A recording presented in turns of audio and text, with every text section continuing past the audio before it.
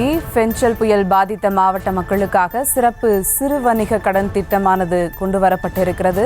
இது குறித்த மேலும் விவரங்களோடு இணைகிறார் செய்தியாளர் பாரி கார்த்திக். வணக்கம் பாரி கார்த்திக், விவரங்கள்.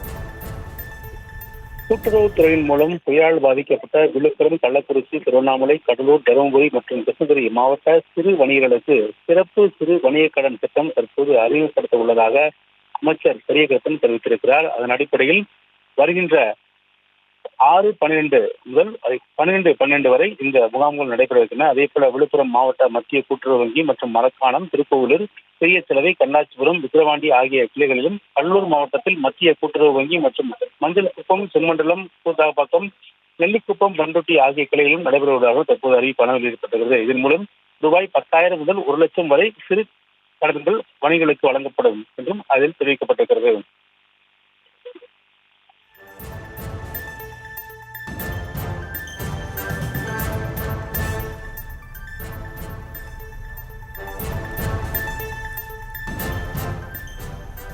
கூடுதல் விவரங்களுக்கு நன்றி பாரி கார்த்திக்.